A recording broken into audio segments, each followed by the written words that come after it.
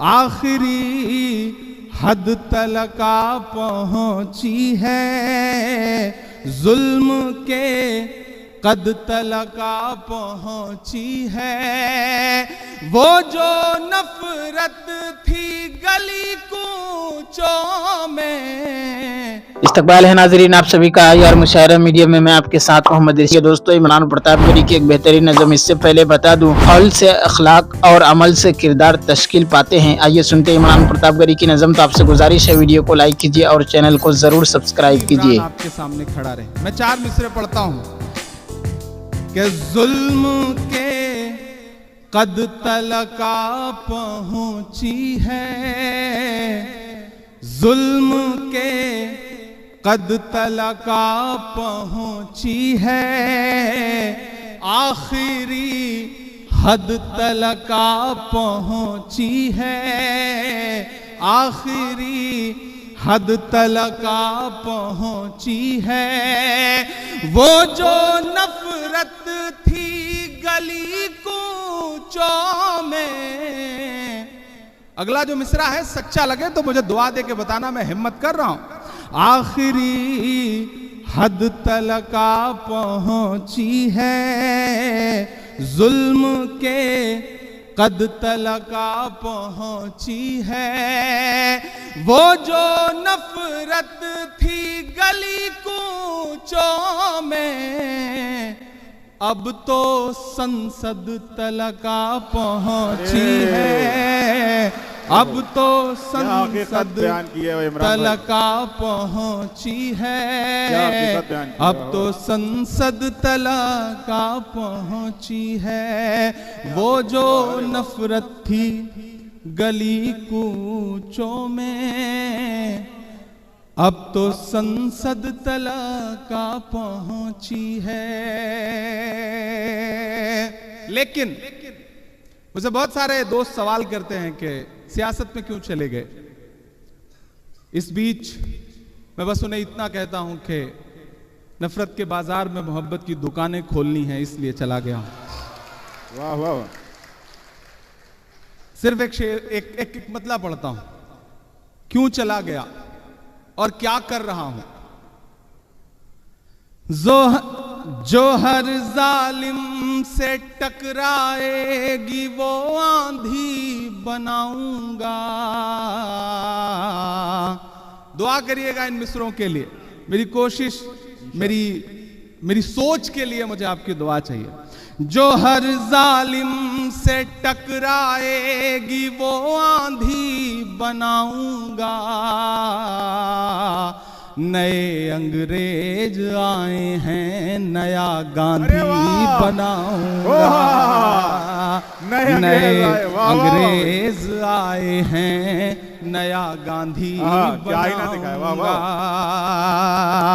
जो हर जालिम से टकराएगी वो आंधी बनाऊंगा। नए अंग्रेज आए हैं, नया गांधी बनाऊंगा। नए अंग्रेज आए हैं, नया गांधी बनाऊंगा।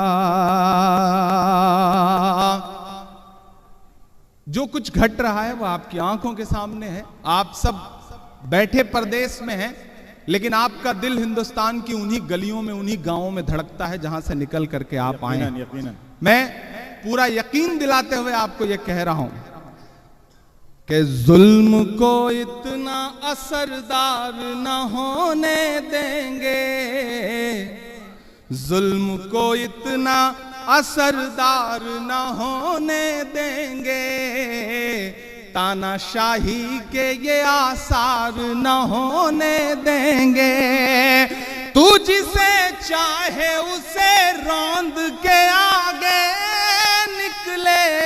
अब आइए दोस्तों, निदाए मिंबर और मेहराब किताब से सुनते हैं कुछ बेहतरीन बातें। इंसान को अल्लाह से मोहब्बत क्यों ना हो, जिसने हमें जिंदगी और जिंदगी की रहनुमाइयां अता की, जिसने बसारत व बसीरत और अक्ल व शऊर की तवानाइयां अता की, जिसने आज़ा की सलामती और तंदुरुस्ती और क़ुव्वत गोयाई दी, जिसने आँखों को चमक, कानों को सुनवाई और चेहरे को दिलरुबाई दी, जिसने हमें इंसान बनाया, ईमान दिया और कुरान जैसी नेमत उज़्मा अता की, जिसने हमारे लिए अर्ज़ व समा, नदी, नाले, गुल व लाला और फल और फूल पैदा किए। यकीनन जिस इंसान की नज़र अल्लाह ताला की इन नेमतों और एहसानात पर होगी, उसे अल्लाह की इबादत में नाकाबिल बयान हलावत और लज्जत महसूल होगी।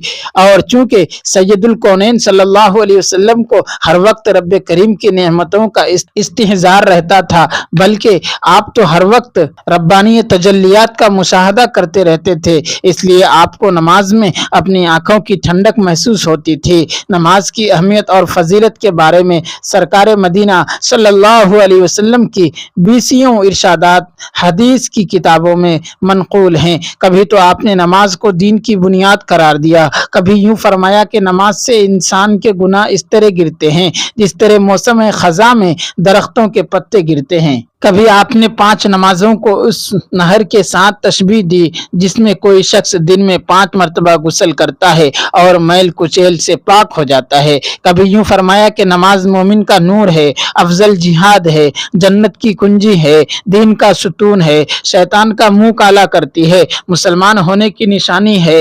नमाज का मर्तबा दीन में ऐसा है जैसे सर का मर्तबा बदन में।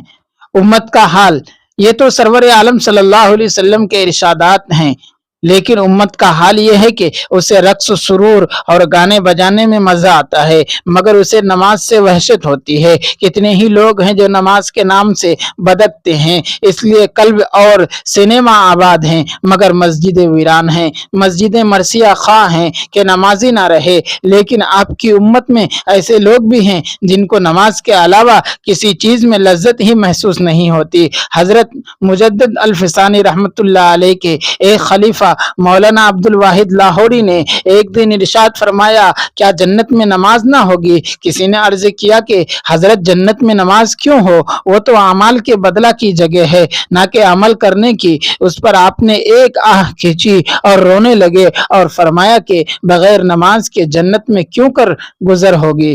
गोया ना तो हुर व गिलमान से मतलब था और ना दूध और शहद की नहरों से गर्ज थी, कि बल्कि उन्हें जो फिक्र थी तो ये कि वहाँ नमाज की इजाजत भी होगी या नहीं। सिद्दीक रजी अल्लाह अन्हु की पसंद। हुजूर अकरम सल्लल्लाहु अलैहि वसल्लम की ज़बान मुबारक से 3 चीज़ों की पसंदीदगी का जिक्र सुनकर रफ़ीक गार व मज़ार, मुखलिस जानिसार, शरीक असर व यसर, खादिम सफर और हजर, खलीफा अव्वल सैयदना अबू बकर सिद्दीक भी गोया हुए और फरमाया, सद्दक़ता या रसूल अल्लाह, ए अल्लाह के रसूल, आपने सच फरमाया। मुझे भी दुनिया में 3 चीजें पसंद है। चेहरा-ए अक़दस, पहली चीज ये कि दिल चाहता है कि चेहरा-ए अक़दस को देखता रहूं, वो चेहरा जिसके हुस्न की ताबानी चांद को शर्माती है, जिसकी मलामत व लताफत को देखकर फूलों की पेशानी गर्क आलूद हो जाती है, जिस चेहरे की मासूमियत और कशिश देखकर यहूदियों के माया नाज आलिम